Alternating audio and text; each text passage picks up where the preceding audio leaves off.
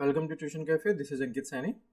आज हम बात करेंगे class 10th NCERT chapter number first real number exercise 1.2। चलिए, इसमें फर्स्ट क्वेश्चन है हमारा, prove that under 5 is irrational number. ठीक है, अंडर 5 को इरेशनल नंबर प्रूव करना है। मैंने जब आपको कॉन्सेप्ट की वीडियो बताई थी अपनी पहली, उसमें मैंने अंडर 2 अंडर 3 आपको प्रूफ करके दिखाया था। सेम हमें अंडर 5 का प्रूफ करना है। तो सबसे पहले late us assume under 5 is rational number.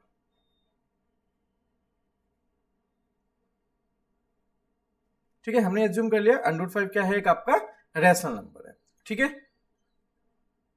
Such that कैसे है, so under 5 equals to a upon b। ठीक है, यहां पे a and b are integers and a and b are co-prime number। ठीक है, सो अंडर 5 को मैंने लिखा a अपॉन b। a और b क्या है, आपका इंटीजर है, एंड a और b आपके को प्राइम नंबर है। सो को प्राइम नंबर का मतलब वो दो नंबर जिनका HCF कितना होगा, 1 होगा, यानी कि उसमें कोई भी कॉमन फैक्टर नहीं है एक्सेप्ट 1। क्लियर है? चलो, so taking square on both side, taking square on both sides, so कितना होगा, अंडर 5 का square equals to a upon b का होल स्क्वायर। सो अंडर 5 का स्क्वायर 5, so under 5 का square 5 and this is a square upon b square। so 5 ये b square की multiply इसके साथ होगी, so 5b square equals to a square। Clear है? यानी कि ये हो जाएगा आपका b square equals to a square divided by 5। Clear है? so it means 5 divides a square. जब 5 a स्क्वायर को डिवाइड कर रहा है तो इट मींस 5 डिवाइड्स a, वो 5 जो है वो a को भी डिवाइड करेगा। ठीक है, 5 divides a square, then 5 is also divide by sorry a is also divided by 5। Clear है? चलो नेक्स्ट हम कंसीडर करते हैं late a equals to 5c। ठीक है, c क्या है आपका, कोई इंटीजर है। ठीक है, again taking square on both side, again taking square on both the sides. So कितना होगा ये, a square equals to 5c का whole square, so a square equals to 25c square. Clear है? चलिए, a स्क्वायर की value कितना है, 5b square. सो एक जगह मैंने पुट किया 5b square equals to 25c square, so 5, so b square equals to 5c square. ठीक है, सो यानी कि यहां से हो जाएगा c square equals to b square divided by 5। So it means क्या होगा, 5 डिवाइड b या b स्क्वायर डिवाइडेड बाय 5। जब b स्क्वायर 5 से डिवाइडेड हो रहा है तो it means b divided by 5, b भी 5 से डिवाइड होगा। क्लियर है? चलो, इसको मैंने इक्वेशन सेकंड माना। इक्वेशन सेकंड क्या है, b डिवाइडेड बाय 5, और इक्वेशन फर्स्ट क्या है आपका, a डिवाइडेड बाय 5। क्लियर है? अब देखो,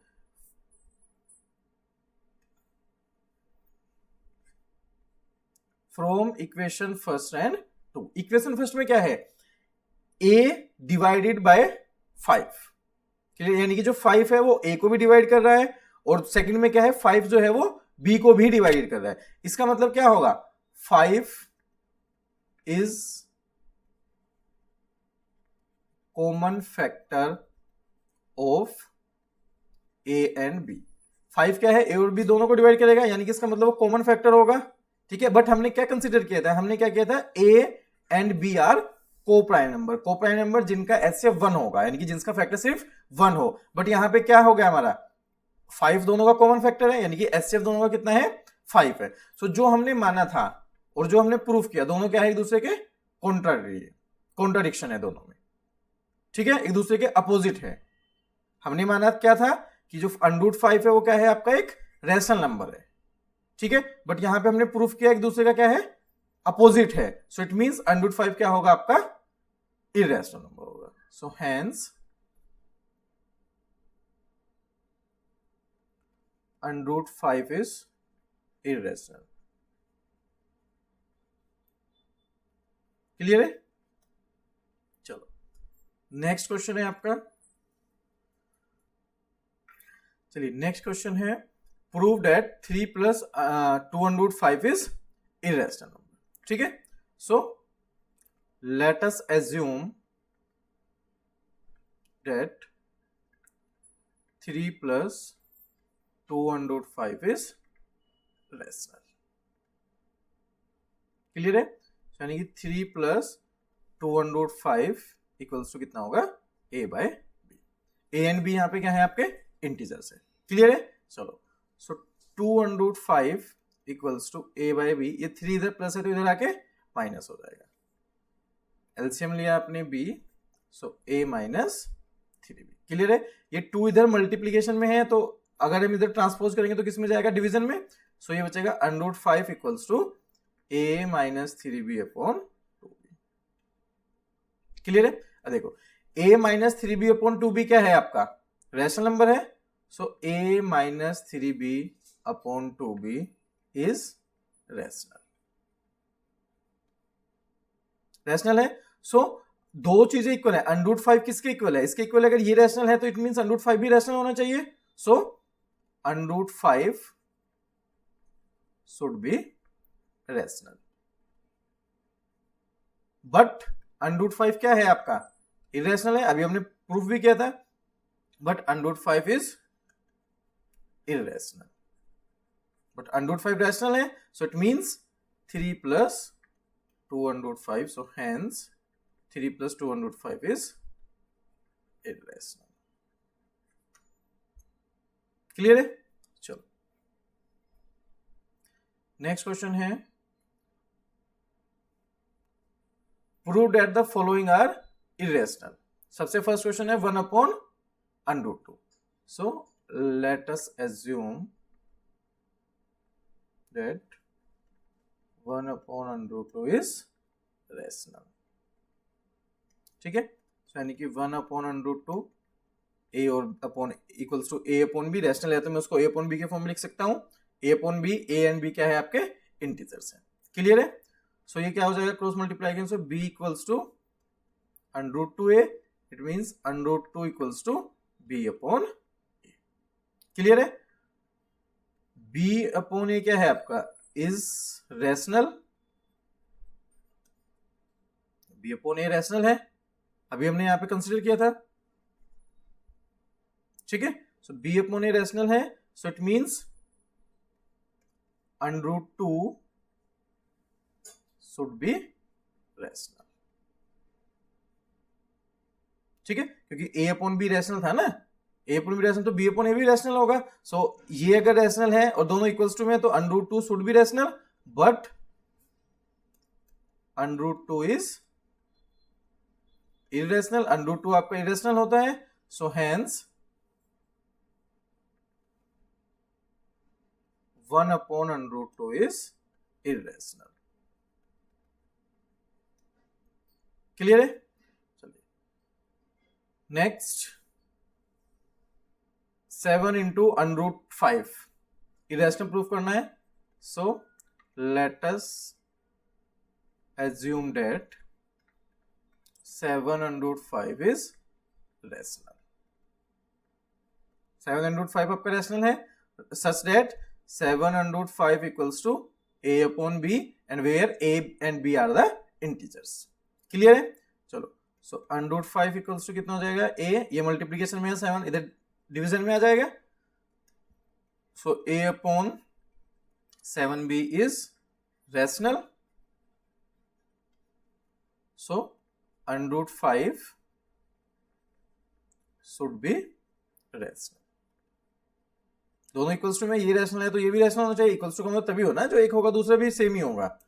रैशनल है but we know that √5 is irrational. So hence 7 √5 is irrational. Clear है? चलिए लास्ट क्वेश्चन है 6 plus √2 irrational प्रूफ करना है. So same let us assume that 6 plus √2 is rational is rational. ठीक है. So such that 6 plus √2 equals to a by b and where a and b are integers. Clear है. सो √2 6 इधर plus में है तो इधर माइनस में हो जाएगा.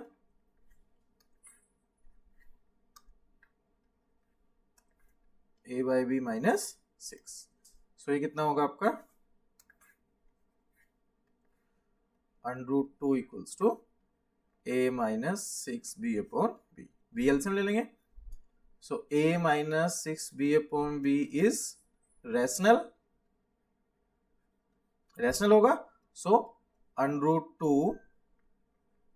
should be rational. √2 भी क्या होगा आपका रैशनल होना चाहिए. ठीक है. बट